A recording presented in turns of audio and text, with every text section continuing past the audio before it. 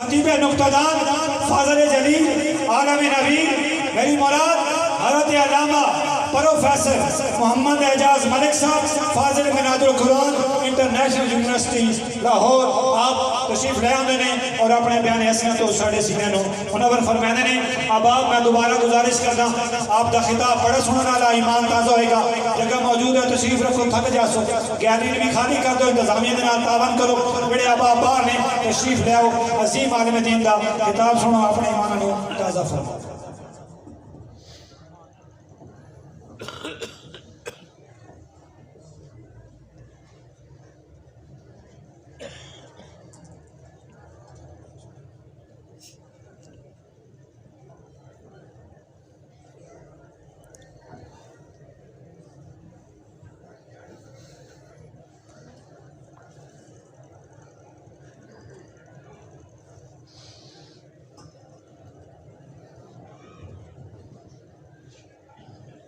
نحمده ونصلي ونسلم على رسوله النبي الكريم الحنين الرحيم أما بعد أعوذ بالله من الشيطان الرجيم بسم الله الرحمن الرحيم ما ودعك ربك وما قلى سبحان الله وَلَلْآخِرَةُ خَيْرٌ لَكَ مِنَ الْأُولَى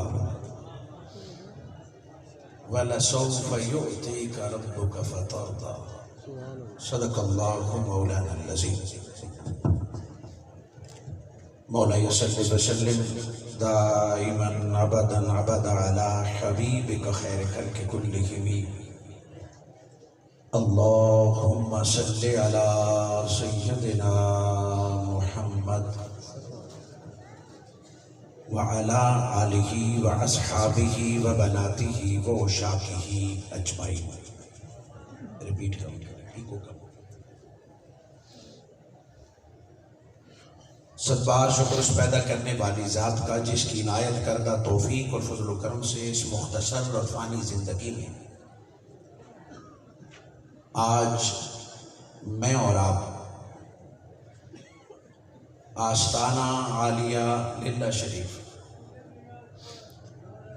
خانقاہ عظیم پر 180 میں معراج نبی صلی اللہ علیہ وآلہ وسلم سالانہ اس خوبصورت نشست میں شرکت کا اعزاز حاصل کر رہے ہیں اور پھر مجھ طالب علم کی خوش نصیبی کہ قبلہ صاحبزادہ الحاج الحافظ پیر محمد مطروب الرسول رحمت اللہ علیہ کے پہلے عرس پر مجھ طالب علم کو آپ سے صاحبزادگان کی موجودگی میں چند لمحات مخاطب ہونے کا اعزاز حاصل ہو رہا ہے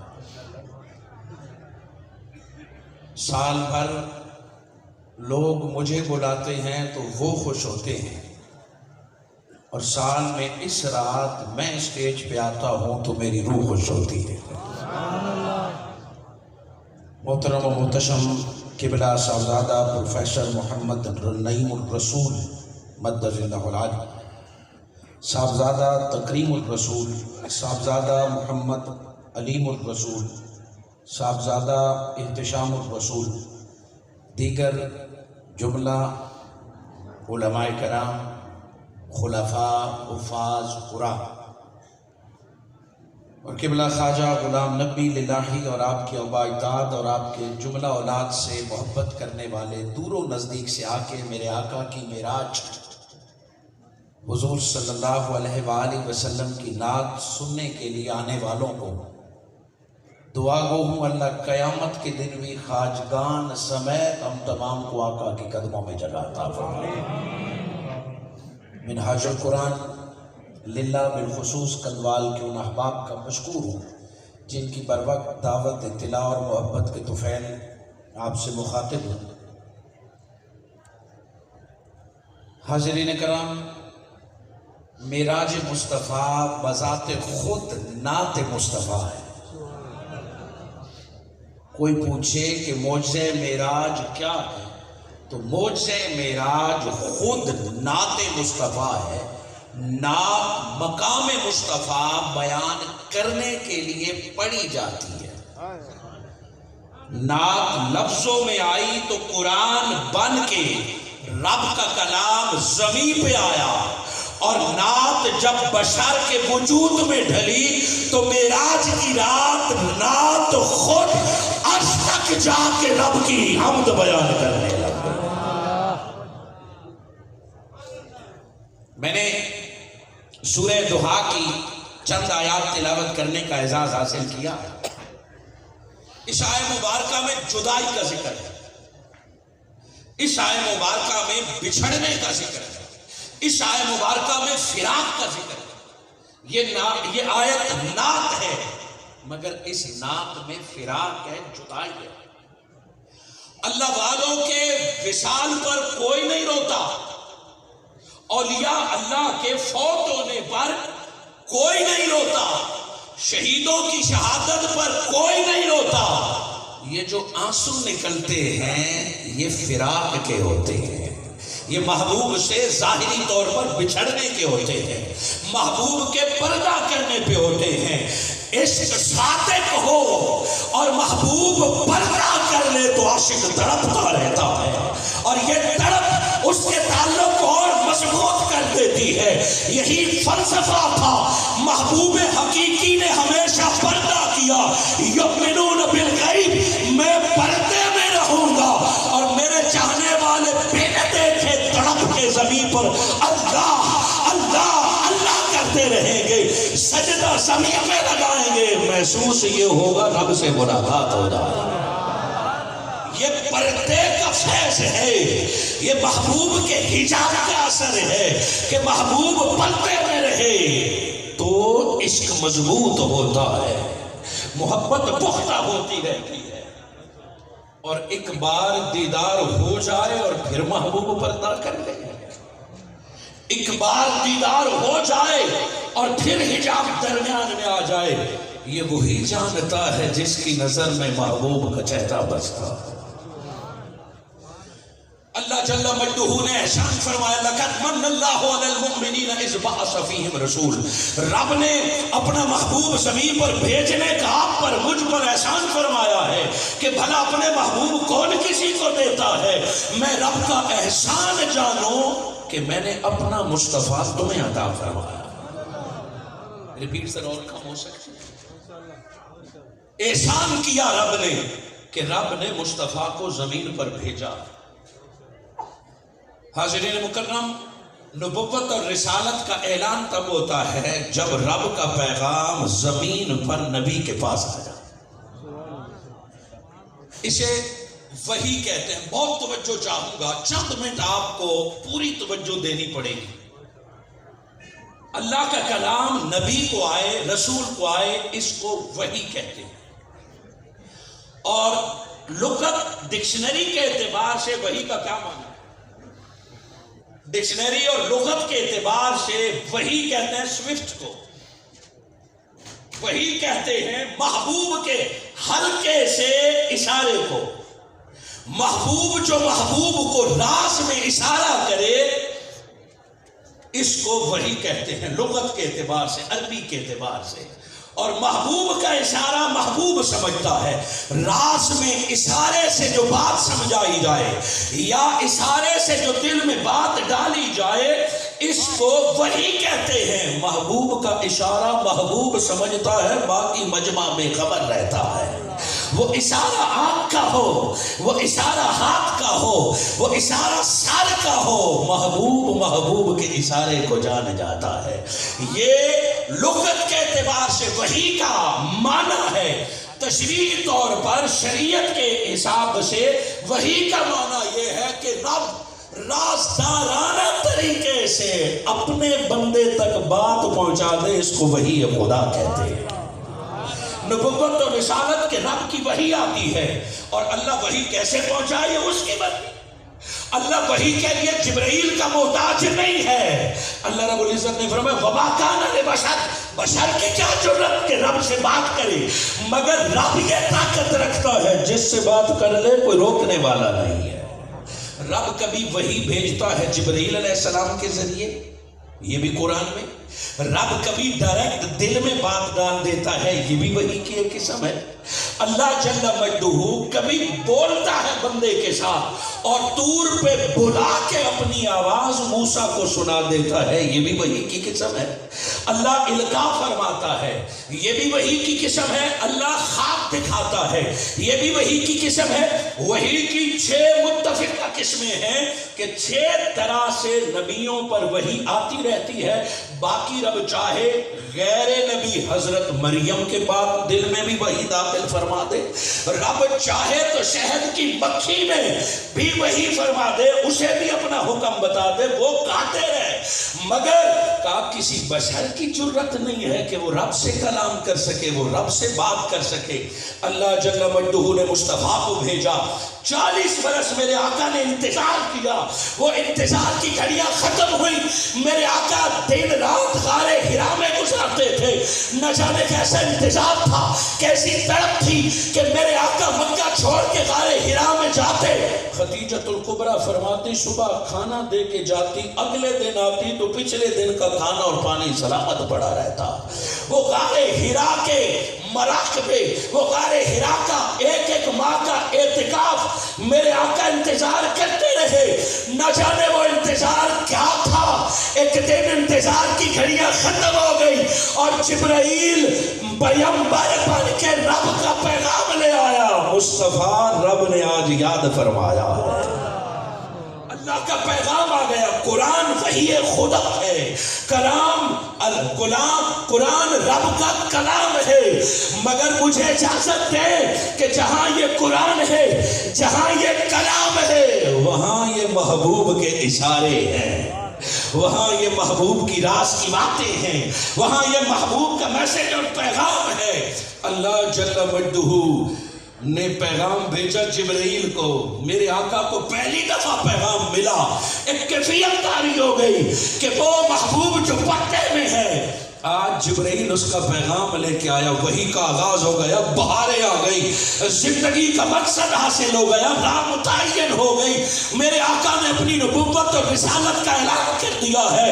ارے رسول اور نبی ہوتا وہی ہے جس سے مالک حقیقی رابطہ فرما لے، جس کو مالک حقیقی ڈائریکٹ اپنے رابطے میں لے لے، وہ نبی اور رسول ہوتے۔ بہت توجہ چاہوں گا، اور آپ کی اس توجہ پہ مجھے دلی خوشی ہو رہی ہے کہ آپ قرآن سننا چاہتے ہیں، آپ معراج کی حقیقت جاننا چاہتے ہیں، آپ ولایت کا عروج دیکھنا چاہتے ہیں۔ وہی شروع ہو گئی۔ میں نے آیہ مبارکہ تلاوت کی، ما ودعک ربک وما قلی، وہی آئی پر رک گئی۔ توجہ ہے آپ کی؟ وہی آتی رہی، رک گئی۔ میرے آقا انتظار کرتے رہے، جبرائیل تو کب آئے گا؟ میرے آقا جبرائیل کا رستہ تکتے رہے، مگر جبرائیل ہے کہ آنے کا نام ہی نہیں لے رہا۔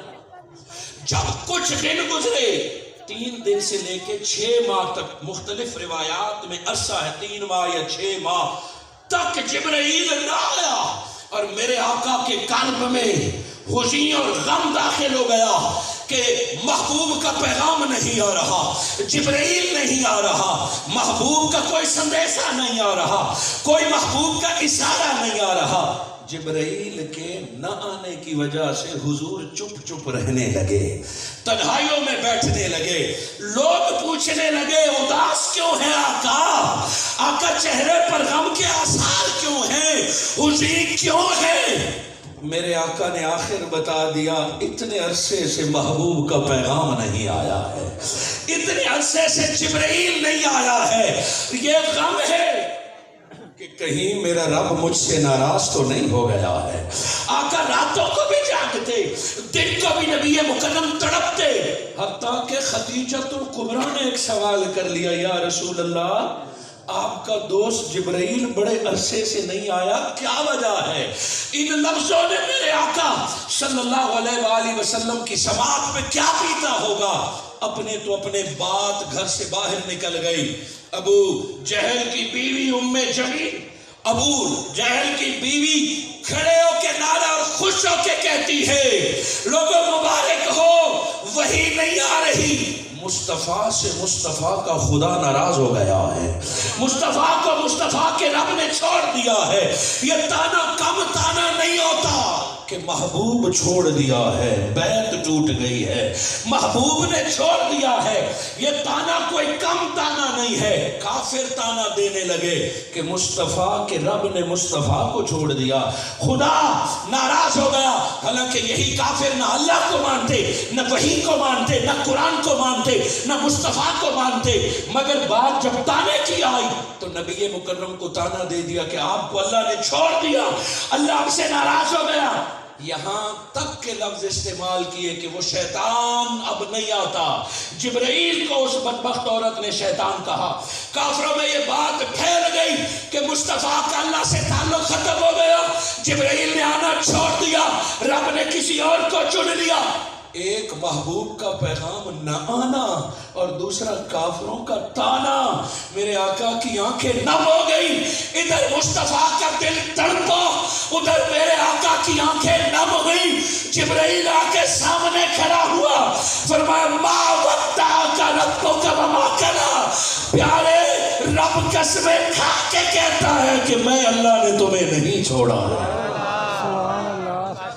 آگے سنیے، یہ تو ڈائریکٹ آیت سنا دی ہے، رب نے پہلے قسمیں کھائی ہیں۔ چاہیے تو یہ کہ وہی نہیں آئی، میرے آقا خانہ کعبہ کے پاس آئے، حضور خود صفائی ہے کہ اللہ نے مجھے نہیں چھوڑا، میں اللہ کا نبی ہوں، میں اللہ کا رسول ہوں، ہمیشہ چھوٹا صفائی دیتا ہے۔ چاہیے تو یہ تھا کہ آقا بتاتے کہ اللہ نے مجھے نہیں چھوڑا، میرا اللہ مجھ سے ناراض نہیں ہے، مگر بات مصطفیٰ کے قلب کی تھی، بات مصطفیٰ کے مقام کی تھی۔ فرمایا پیارے آپ چپ رہے، رب قسمیں کھا کے کہے گا۔ آقا کے دل میں بھی خیال گزرا کہ اللہ کچھ سے ناراض تو نہیں ہوا۔ رب نے قسم کھائی، فرمایا والضحیٰ، مجھے سارے دن کی قسم، واللیل اذا سجا، میں اللہ کو کالی رات کی قسم، اللہ دن رات کی قسمیں کھا کے کہتا ہے سونا تے کو نہیں چھوڑا۔ ما ودعک ربک وما قلی، نہ تجھے چھوڑا ہے، نہ تیرا رب تجھ سے ناراض ہوا ہے۔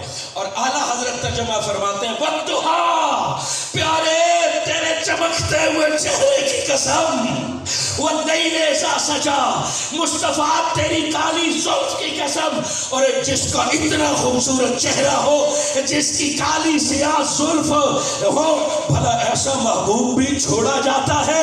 مصطفیٰ تیرے چہرے کی قسم، تیری زلفوں کی قسم، رب مالکوں کے قسمیں کھاتا ہے۔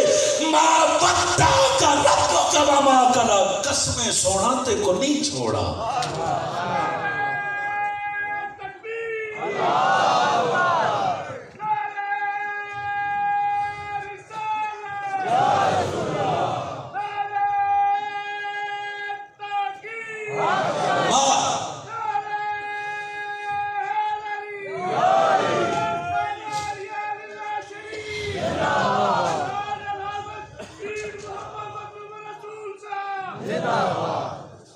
جزاک اللہ۔ ما ودعک، رب قسمیں کھا کے کہتا ہے نہیں چھوڑا۔ وما قلی، لوگ کہتے رہے، یہ تو حسد کرتے ہیں، بھلا دو چاہنے والوں کو کون دیکھ سکتا ہے؟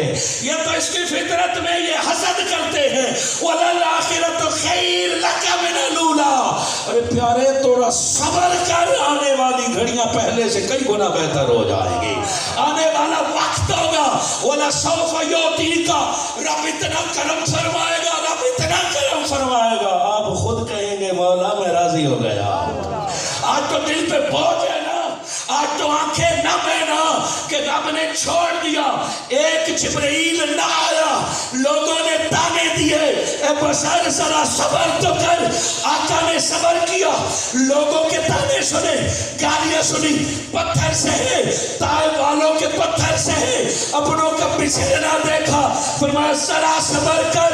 27 رجب کی رات آئی، فرمایا آؤ دیکھو، وہی نہیں آئی تھی، آج رب مصطفیٰ کو عرش پہ بلا کے جبرائیل کو رستے میں روک کے سامنے بٹھا کے سارے دکھڑے دور فرما رہے ہیں۔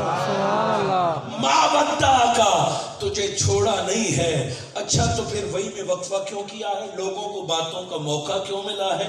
وہی میں وقفہ رب نہ کرتا تو لوگ کیوں تانے دیتے؟ یہ وقفہ کیا تھا؟ محدثین اور مفسرین نے اس کی 20 حکمتیں لکھی ہیں کہ اللہ نے وحی اور پیغام کو کیوں روکا ہے. ایک عاشقوں کی توجیہ ہے کہ پہلے پیغام دے کے بتا دیا تو میرا ہے میں تیرا ہوں، تو میرا محبوب ہے، تو تاجدار ختم نبوت ہے، تو نبیوں کا سردار ہے، تو رسولوں کا سردار ہے. پہلے بتا دیا پھر پردہ کر دیا، شوق کو بڑھایا، تڑپ کو بڑھایا، وقفہ کر کے پردہ کر کے مصطفیٰ کے شوق میں مزید بھی اضافہ فرما دیا. ما ودعک ربک وما قلی. اللہ جل مجدہ نے فرمایا رب نے آپ کو نہیں چھوڑا. یہ جو وقفہ ہے یہ تیرے شان کو بلند کرنے کے لیے ہے، یہ تیرے مقام کو بلند کرنے کے لیے ہے. ایک علمی توجیہ اس کی یہ ہے کہ وحی آئی تو کافروں نے پہلا تانا یہ دیا، خود بناتا ہے، شاعر ہے. پہلا تانا یہ دیا کہ محمد مصطفیٰ کو کوئی جن بنا کے دیتا ہے یا کوئی شاعر لکھ کے دیتا ہے. اس کی علمی توجیہ یہ تھی کہ جب اللہ نے وحی روک دی اور جبرائیل نہ آیا، مصطفیٰ روتے تو رہے، تڑپتے تو رہے، مگر خود سے کبھی بھی نہیں کہا کہ مجھے محبوب کا پیغام آیا ہے. وما ينطق عن الهوى. رب نے مقام مصطفیٰ دیکھا، دیکھو میں نے جبرائیل کو روکا تو مصطفیٰ ایک لفظ بھی خود سے نہیں بولا ہے. اور پھر جب جبرائیل آئے گا مصطفیٰ پھر قرآن کی آیتیں سنانا شروع فرما دیں گے. یہ 27 رجب کی رات تھی. سبحان اللہ اسرا بعبدہ، فرمایا رات دنیا کو سلا کے رب مصطفیٰ کو ایسی جگہ لے جائے گا جہاں جبرائیل بھی نہیں جا سکتا، جہاں جبرائیل کی حد ہے. محمد مصطفیٰ کے قدموں کا نشان وہاں سے شروع ہوتا ہے. مقام مصطفیٰ وہاں سے شروع ہوتا ہے جہاں نور اور فرشتوں کی حد آ جاتی ہے. تو معراج مصطفیٰ عملی طور پر ایک نعت مصطفیٰ ہے، ایک شان بشریت ہے.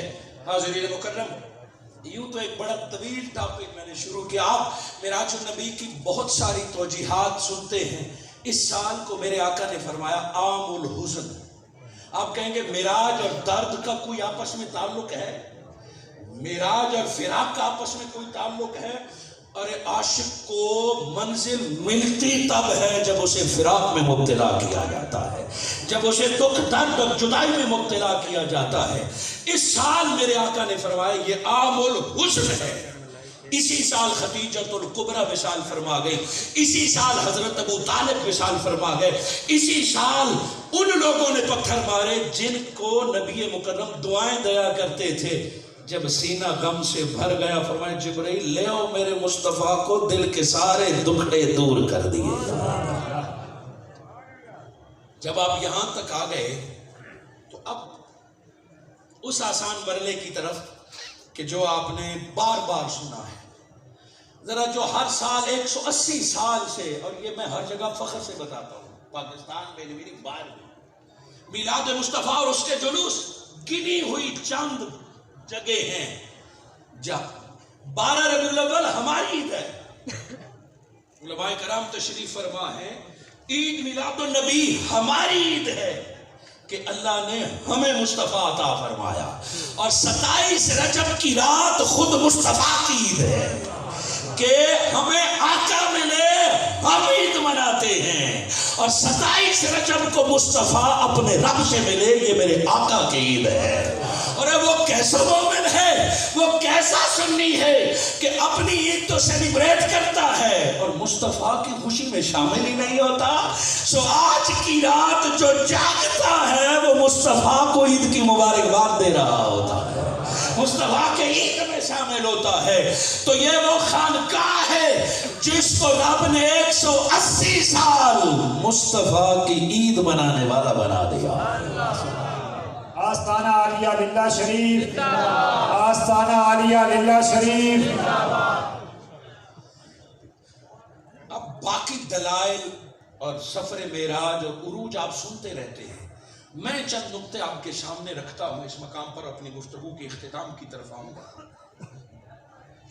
جو دن بھر علماء کی باتیں سنیں، صوفیاء عرفاء کی باتیں سنیں اور نیک چہروں کی زیارت کریں، مجھ جیسا طالب علم اس کے دل پر کے دروازے پر کیسے دستک دے گا؟ میں اگر آپ کے کانوں تک بھی پہنچ جاؤں تو میں طالب علم کی کامیابی ہے، مگر اب میں آپ کی دل کی بات کرنا چاہتا ہوں۔ ذرا اتنے عرصے سے سن رہے ہیں آپ، کسی کو 50 سال، کسی کو 60 سال، بتائیے میرے آقا کی معراج کہاں سے شروع ہوئی؟ بولے کہاں سے شروع ہوئی تھی؟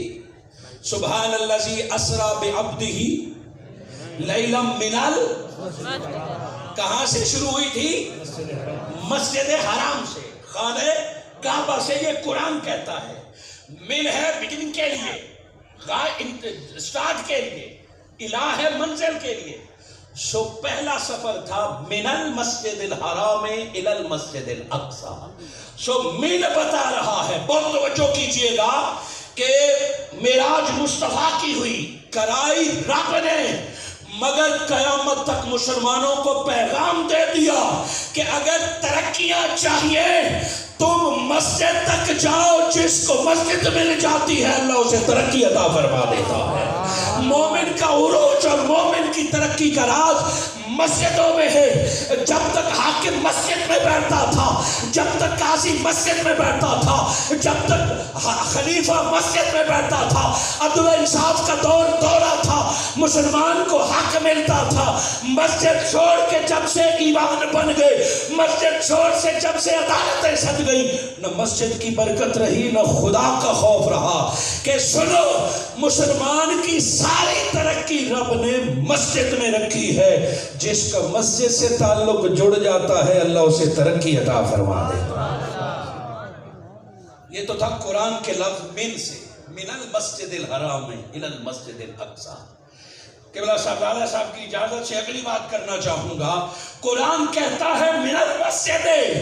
نبی سے پوچھا آقا معراج کی رات آپ نے سفر کہاں سے شروع کیا؟ تو میرے آقا نے فرمایا میں نے معراج کا سفر حضرت ام ہانی کے گھر سے کیا۔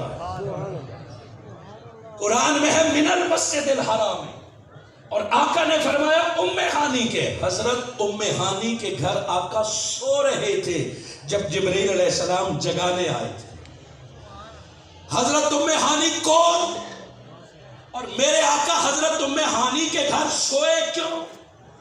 اور معراج حضرت ام ہانی کے گھر سے کیوں ہوئی؟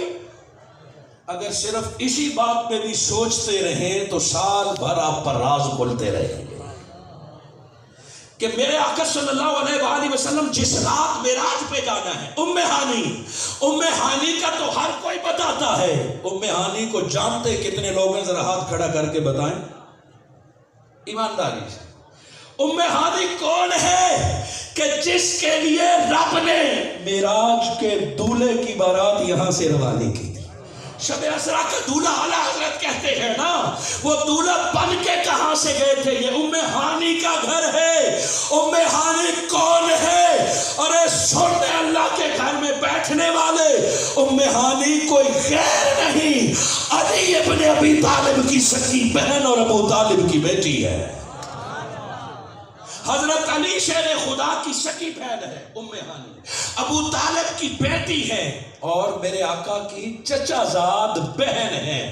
میرے آقا نے بتا دیا ارے مصطفیٰ اپنے گھر میں نہ سوئے پھر بھی اپنے گھر میں سوتے ہیں۔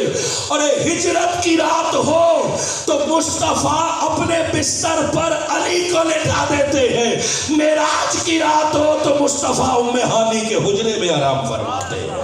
یہ چچا ابو طالب سے تعلق تھا، یہ ابو طالب کی اولاد سے تعلق تھا۔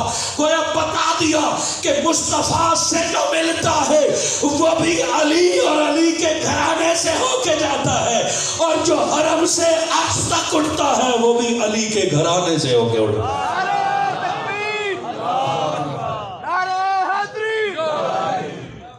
ام ہانی کے گھر میں پہلی بات۔ اب حضرت ام ہانی وہ خوش نصیب ہیں جن کے گھر جبرائیل آ کے حضور کے قدم کو چوم کے جگاتا ہے۔ آخر تک پوچھوں گا جبرائیل نے تلوہ کیوں چوما تھا؟ بولے نا کس لیے چوما تھا؟ میں یہ دیکھنا چاہتا ہوں آپ بھی جاگ رہے ہیں یا میں سوئے ہوئے لوگوں سے مخاطب ہوں؟ جبرائیل نے تلوہ کیوں چوما تھا؟ بولے نا، کیوں چوما تھا؟ کیا میں سمجھوں کہ چومنے سے بندہ جاگ جاتا ہے؟ بوسے سے بندہ جاگ جاتا ہے؟ یہ اینٹی نیند کوئی شے ہے؟ یہ سونے جگانے والا کوئی نسخہ ہے کہ چومو تو بندہ جاگ جاتا ہے؟ آپ نے یہی کہا کہ جبرائیل نے قدم چومے تو مصطفیٰ جاگے، ایسا ہی ہے نا؟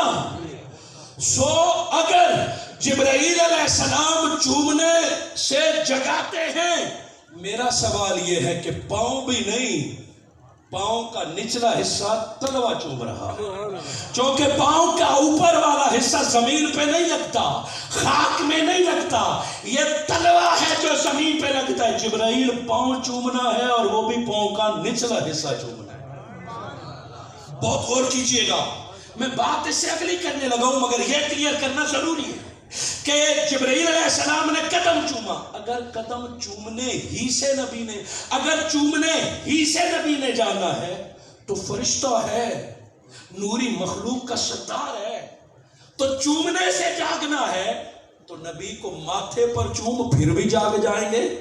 چومنے سے جاگنا ہے نا، ماتھے پہ چومتے پھر آقا جاگ جاتے۔ چلو فرشتہ ہے ماتھے پہ نہیں چوم رہا، سو آقا کے ہاتھ کو چوم لیتا۔ ید اللہ جس کو کہتے ہیں نا، اللہ نے فرمایا میرا ہاتھ ہے، جبرائیل اس کو چوم لیتا، نہ ہاتھ کو چوما نہ ماتھے کو چوما۔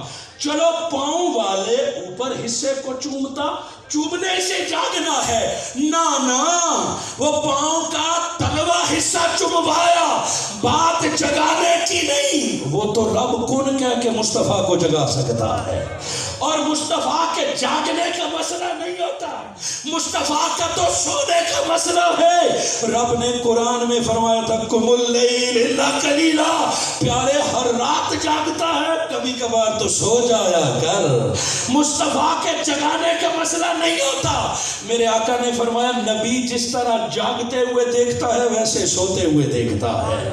مصطفیٰ کے جگانے کا مسئلہ نہیں تھا، مومنوں مسئلہ جبرائیل کو قدموں میں جھکانے کا تھا کہ مصطفیٰ کو اپنے جیسے بشر سمجھنے والوں، بات مقام کی ہو تو نور کا مقام بھی پاؤں کے تلوے حصے پر آتا ہے، نور کا مقام بھی یہاں سے آتا ہے۔ اچھا اس بات کو ادھر ہی چھوڑتا ہوں تاکہ سال بھر آپ سو رہے۔ نور اور بشر پہ غور کرتے ہیں، جھگڑنے والی بات نہیں ہے، یہ اثر کرنے والی باتیں ہیں۔ اب وہ مسئلہ رہ گیا کہ ام ہانی کے گھر کیوں گئے اس رات؟ مسجد حرام سے جانا تھا نا، تو خانہ کعبہ ہی میں سوتے۔ آقا کچھ عمل خود سے نہیں کرتے، حضور کچھ خود بولتے نہیں ہے، رب کرواتا ہے۔ سو جو رب میرے آقا کو ام ہانی کے گھر بھیج رہا ہے، وہ اللہ مصطفیٰ کو خانہ کعبہ میں بھیج دیتا، مسجد حرام میں بھیج دیتا، چونکہ من المسجد الحرام میں معراج کا آغاز ہے مسجد حرام سے۔ مگر حضرت ام ہانی کے گھر گئے، پہلی بات تو یہ تھی کہ ام ہانی کون تھی، وہ بات ختم ہے۔ اب میرے آقا گھر سے باہر کیوں گئے؟ گھر میں بھی سو سکتے تھے، ارے گھر میں مصطفیٰ سوتے تو کبھی بھی جبرائیل کو تلوہ نصیب نہ ہوتا، جبرائیل کو معراج مصطفیٰ کی ہو جاتی، جبرائیل معراج سے محروم ہوتا۔ آقا آپ کی معراج یہ کہ آپ لوح و قلم تک پہنچے، جبرائیل کہتا ہے میری معراج یہ کہ میں مصطفیٰ کے قدم تک پہنچا ہوں۔ جبرائیل کی معراج آقا کے قدموں میں تھی، آقا اپنے گھر میں سوتے تو اس رات جبرائیل کو معراج نصیب نہ ہوتی، جبرائیل میرے آقا کا تلوہ نہ چوم سکتے۔ آپ کہیں گے کیوں؟ ام ہانی کے گھر جبرائیل چوم لے گا، مصطفیٰ کے گھر جبرائیل قدم نہیں چوم سکتا، نہیں چوم سکتا۔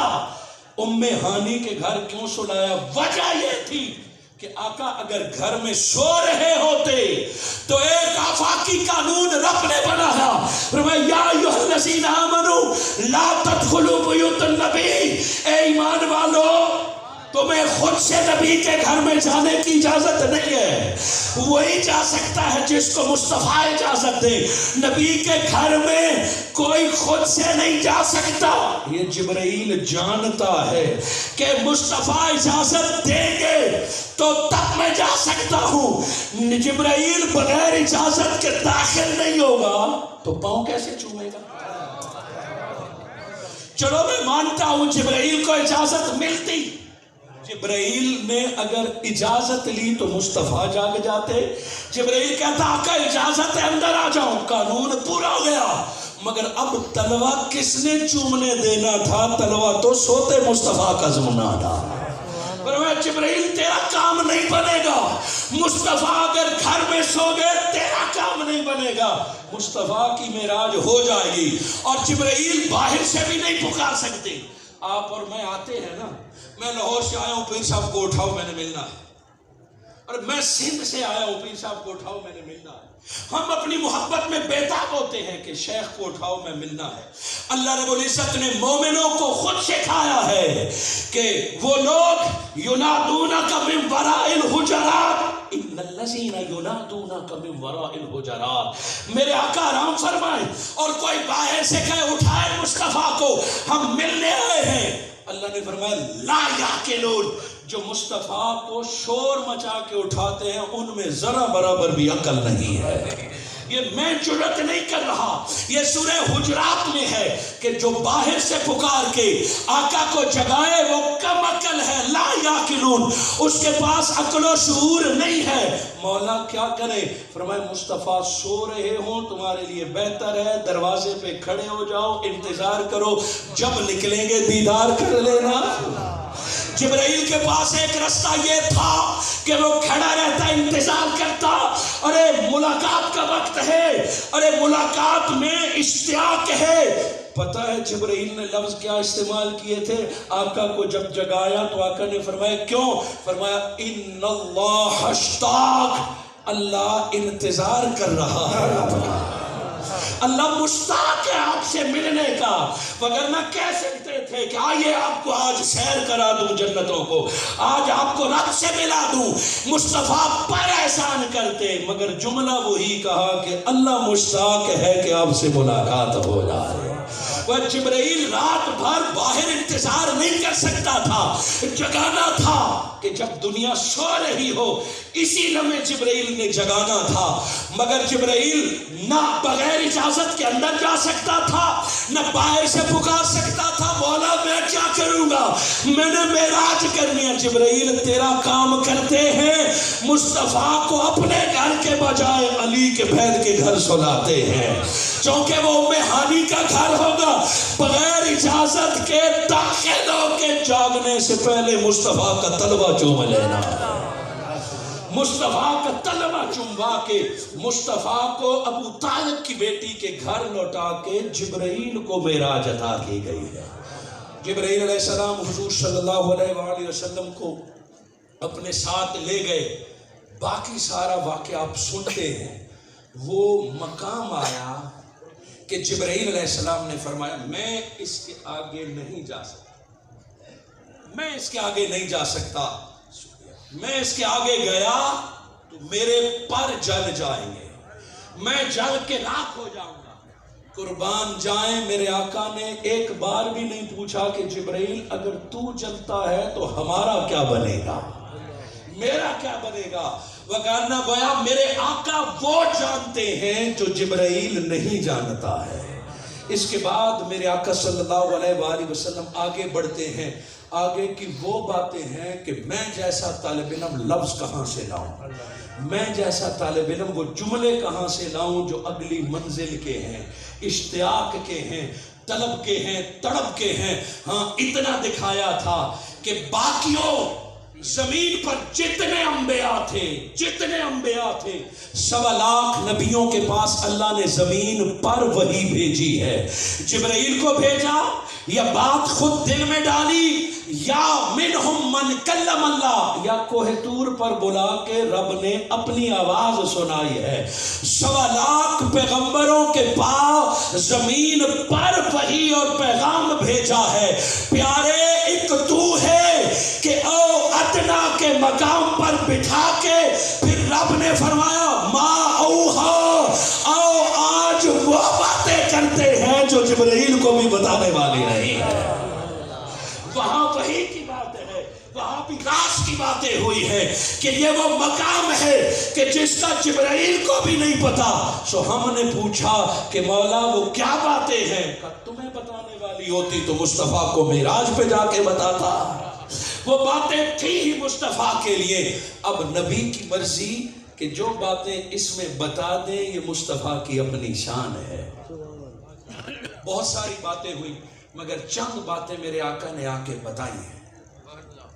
एक मेरे आका ने बताया कि मैंने अपनी आजी अत्तहियातु लिल्लाहि वस्सलावातु व तय्यिबातु, मैंने अपना सलाम और आजी यूं पेश की।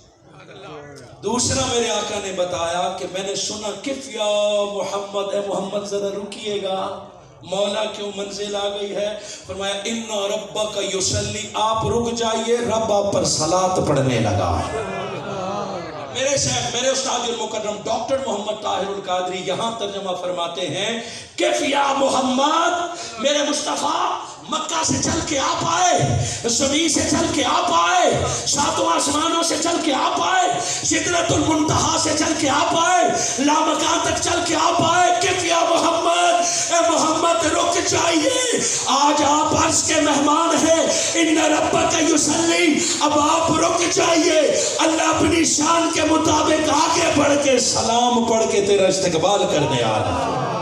नारे तकबीर, नारे रिसालत, नारे रिसालत, नारे ताकीद, नारे हैदरी, आस्ताना आलिया लिल्लाह शरीफ। इससे भी कोई बड़ा मकाम है कि दुनिया ताने देती है कि जिब्राइल नहीं आया, पर आज देखो मुस्तफा को रोक के रब इस्तकबाल के लिए आ रहा है, मुस्तफा को रोक के रब सलात पढ़ रहा है।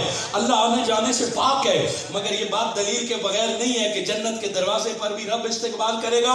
फकान काबा कौशैन औ अदना, वहां भी है कि अल्लाह अपनी शान के मुताबिक आगे बढ़ा। ये रब का नूर था, ये रब की रहमत थी।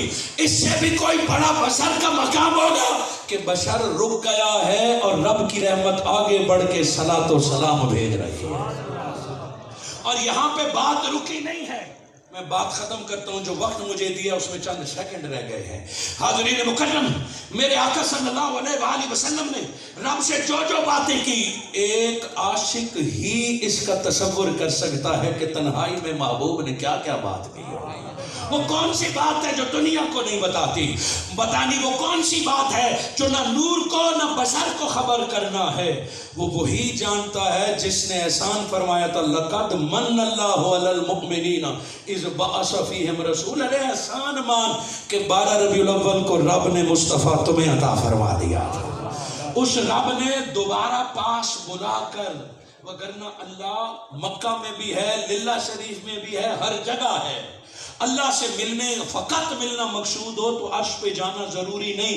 मेरा रब जहाँ चाहे वहाँ मुस्तफ़ा को मुलाकात अता फरमा सकता है, मगर वहाँ मुलाकात के अलावा मकाम मुस्तफ़ा बताना था, मकाम मुस्तफ़ा दिखाना था। बस मैं बात अगर इन जुमलों पे ख़त्म करूँ कि जिसको नबुव्वत की सरदारी मिली हो, जिसको ख़त्म नबुव्वत का ताज मिला हो, जिसको रब का कलाम कुरान जैसी किताब मिली हो, जिसको अली व फातिमा हसन व हुसैन जैसी आल मिली हो, जिसको अबू बकर उमर उस्मान व अली तलह व जुबैर जैसे सहाबा मिले हो, जिसको इतनी बड़ी उम्मत मिली हो, जिसको शफाअत का सेहरा मिला हो, जिसको इल्म और इल्म लदुन्नी मिला हो, जिसको इल्म मा कान व मा यकून मिला हो, वो क्या था जो मुस्तफ़ा को पहले से नहीं मिला? सब कुछ मिल गया। यही एक बात रह गई थी, अर्श पे बुलाने और कुर्सी दिखाने और वहां बुलाने जहां। इसके बाद भी कोई तलब और तड़प रह गई थी। लो मैं आपको कहता हूं, मुझे आज मक्का ले जाओ, मैं आपसे और कुछ नहीं मांगूंगा। मुझे मदीने ले जाओ, मैं और कुछ नहीं मांगूंगा। मुझसे पूछो, आका अर्श पे गए, अगर कह देना कि अल्लाह ने तुम्हारा हज मंजूर कर लिया, जाओ तो हज पे जाओ, हम कहते हैं बड़े राजी हैं, अल्लाह ने हज करा दिया है। बताओ उम्रे पे आप राजी हो जाते हैं या नहीं हो जाते? बोले ना। اور جس کو حج نصیب ہو جائے وہ رب سے راضی. ہم کعبہ تکنے سے راضی ہو جاتے ہیں. مصطفیٰ وہاں رب کو تک رہے ہیں, اپنے رب کے نور کو تک رہے ہیں, اس تنہائی کے عالم میں فیض پا رہے ہیں. مصطفیٰ راضی ہے, مصطفیٰ ساری باتیں پوری ہو گئی. فرمایا مولا تیرا لاکھ شکر ہے, ایک خواہش مصطفیٰ کے دل میں رہ گئی ہے, ایک طلب اور تڑپ رہ گئی ہے. تو آج مہمان عرش کا بول کیا رہ گیا ہے, کیا چاہیے؟ دل پہ ہاتھ رکھ کے سن, وہاں جا کے بھی آقا نہیں بھولے. فرمایا مولا اور کچھ نہیں چاہیے, میری امت کے بخشش کا اعلان فرما دے, میری امت کے گناہگاروں کا اعلان فرما دیجئے. ایک ہے معراج, اور معراج میں اگر مجھ جیسے گناہگار کو معراج ہوئی تو تنہائی میں مصطفیٰ نے مجھ جیسے گناہگار کو یاد کیا ہے. رب کے سامنے کہ اے اللہ میرے امت کے گناہگاروں کی بخشش کا اعلان فرما. رب نے بھی نہ کی, فرمایا بیا جا پیارے تیرے صدقے میں تیری امت کے گناہوں کو معاف کر دوں گا, بس اتنا سمجھا دینا کہ شرک سے وہ بچتے رہیں, باقی سارے گناہ معاف فرما دوں گا. شرک سے وہ بچتے رہیں. معراج میں جہاں نماز کا تحفہ آیا ہے وہاں شرک سے بچنے کا حکم آیا ہے کہ وہ جو معراج کی رات بخشش کا وعدہ ہے وہ دو چیزوں سے ہے, ایک نماز کے سجدے سے, دوسرا شرک کے بچنے سے. کبھی کبھار ہم نمازی تو ہو جاتے ہیں مگر جملے شرکیہ کہتے ہیں, ظاہری شور پر مشبہ شرک سے کئی تشبیہ شدہ اعمال کرتے ہیں. اٹھو, اگر معراج کا واقعی فیض لینا ہے تو زندگی سے شرک کا شائبہ تک ختم کر دو. کسی اور کو رب کی طرح سمجھنا یا کسی اور کو خدا کی طرح سمجھنا یہ سب سے بڑا شرک ہے. مصطفیٰ امت کو سمجھا دیجئے شرک سے وہ بچتے رہیں, باقی تیرے ساتھ جنتیں عطا فرما دوں گا. اور میرے آقا نمازوں کا تحفہ لے کے آئے. نماز وہ تحفہ ہے کہ جو بندے کو شرک سے بچا کے توحید پر قائم رکھتی ہے. یہ 5 دفعہ کی ٹریننگ ہے دن میں بندے کو موحد بنانے کی. اسے اللہ کے حضور جھکانا سکھاتی ہے, اسے سجدہ سکھاتی ہے کہ کسی اور کو سجدہ نہیں کرنا, کسی اور کے سامنے جھکنا نہیں, کسی اور سے مدد نہیں مانگنی اللہ کو چھوڑ کر. 5 وقت توحید کی ٹریننگ ہے نماز. حی علی الصلاۃ حی علی الفلاح. اور یہ اتنا بڑا تحفہ ہے. آج میں اور آپ اگر ایک حج کر لیں تو ہم سمجھتے ہیں ہماری جنت کا ٹکٹ پکا ہے. میں اور آپ کسی کامل شیخ کا ہاتھ پکڑ لیں تو سمجھتے ہیں جنت میری ہو گئی. میں اور آپ جلسہ میلاد کرا لیں پھر تو جنت ہے ہی ہماری. میں اور آپ اگر علی علی کرنا سیکھ جائیں پھر تو سمجھتے ہیں کہ جنت ہمارے ہاتھ میں آ گئی ہے. ارے حسین علی علی کرنے سے جنتیں مل سکتی ہیں, کامل شیخ کے ہاتھ پر بیعت کرنے سے جنتیں ملے گی, حج عمرے کرنے سے جنتیں ملے گی, مگر حج عمرہ کامل بیعت علی علی کرنا کام تب آئے گا جب بندہ پہلے 5 وقت کا نمازی ہوگا. یہ میرا فتویٰ نہیں ہے. آدھی رات تھی, میرے آقا تہجد کے لیے باہر اٹھتے ہیں. آدھی رات کو میرے آقا جب اپنے حجرے سے نکلتے ہیں, میرے آقا تو رب کو راضی کرنے کے لیے نکلے ہیں نا. میرے آقا نکلے تو آگے کوئی غلام گرم پانی, سردی کی راتوں میں گرم پانی لیے کھڑا ہے. اتنا پیار آیا ہوگا آقا کو. میرے آقا نے غلام کے ہاتھ میں وضو کا پانی دیکھا, وضو کا پانی وضو فرما کے آقا نے کرم فرمایا سل یا ربی, اے ربی مصطفیٰ راضی ہو گیا, مانگ کیا مانگتے ہو. یہ نہیں فرمایا آدھی رات رب سے مانگو, تہجد کا وقت رب سے مانگو. فرمایا سل یا ربی, اے ربی مانگ اللہ سے. مانگ کیا مانگتے ہو؟ فرمایا یا رسول اللہ جو مانگوں گا ملے گا. اے دربار پہ آنے والو سنو غور سے. آقا نے فرمایا جو مانگو کما کان وہی ملے گا. سنو آقا سے کیا مانگا, دنیا, حکومت, دولت سب کچھ مانگ سکتے تھے. حضرت ربی نے فرمایا یا رسول اللہ اسألوکا, یہ بھی نہیں فرمایا آپ کا نام لے کے رب سے مانگتا ہوں. فرمایا اسألوکا, یا رسول اللہ میں آپ سے مانگتا ہوں کیا مراودۃ فی الجنہ، جس طرح دنیا میں نوکر اور غلام رکھا ہے جنت میں بھی نوکر رکھ لیجئے، جنت میں بھی مجھے اپنے ساتھ رکھ لیجئے۔ آقا نے یہ نہیں فرمایا یہ تو اللہ کا کام ہے، فرمایا چلو رکھ لیا، لیکن سجدوں سے میری مدد کرتے رہنا، نمازیں تم پڑھتے رہنا، جنت میں تمہیں اپنے ساتھ رکھوں گا۔ ہمارا یہ کسی جماعت سے منسلک ہونا، ہمارا کسی شیخ کے ہاتھ میں ہاتھ دینا، حتیٰ کہ ہمارا قرآن پڑھنا، حتیٰ کہ ہماری نماز پڑھنا، ان کا ایک ہی مقصد ہے کہ ہم رب کے ہو جائیں، ہم اللہ کے ہو جائیں۔ بس یہ مقصد ہو تو سجدہ بھی بندے کو رب سے ملا دیتا ہے، اور قرآن بھی بندے کو رب سے ملا دیتا ہے، اور شیخ کامل بھی بندے کو رب سے ملا دیتا ہے۔ سو اللہ اپنے بندوں کو چھوڑتا نہیں ہے۔ ما ودعک، ظاہری ڈیوٹی پوری ہوتی ہے تو اللہ نبی کو بھی پاس بلا لیتا ہے، ولی کو بھی پاس بلا لیتا ہے۔ آج قبلہ پیر صاحب کے پہلے عرس کے موقع پر، اس تاریخی موقع پر چند کلمات میں نے ان کی محبت اور شہزادہ صاحب کے حکم پر آپ کے گوش گزار کیے۔ ہائے ہائے دوستو، اللہ نہیں چھوڑتا گناہگار کو بھی، اللہ خطاکار کو بھی نہیں چھوڑتا۔ میرے آقا نے فرمایا اللہ گناہگار کا اس طرح انتظار کرتا ہے جس طرح ماں اپنے بچھڑے ہوئے بیٹے کا انتظار کرتی ہے۔ گناہگار کا بھی، رب نبی اور ولی کا تو بہت بلند مقام ہے، اللہ گناہگار کو بھی نہیں بھلاتا، نہیں چھوڑتا۔ یہ ہم نکمے ہیں جو رب کو چھوڑ دیتے ہیں، رب کی نماز کو چھوڑ دیتے ہیں، دین کو چھوڑ دیتے ہیں۔ آج کی رات دعا مانگتے ہیں کہ اللہ مجھے اور آپ کو وہ رستہ عطا فرمائے جس رستے پر پہلے لوگ چل کے رب سے مل رہے ہیں۔ اللہ مجھے اور آپ کو دنیا میں اللہ والوں، قبر اور حشر میں مصطفیٰ کی شفاعت اور دیدار خدا نصیب فرمائے۔ میں شکر گزار ہوں صاحبزادگان کا کہ جن کی اجازت، دعوت اور محبت کے طفیل تھوڑی دیر میں نے علماء کی سما خراشی کی اور آپ سے مخاطب ہوا۔ اللہ قیامت کے دن بھی مجھے اور آپ کو اکٹھے آقا کے قدموں میں جگاتا ہوں۔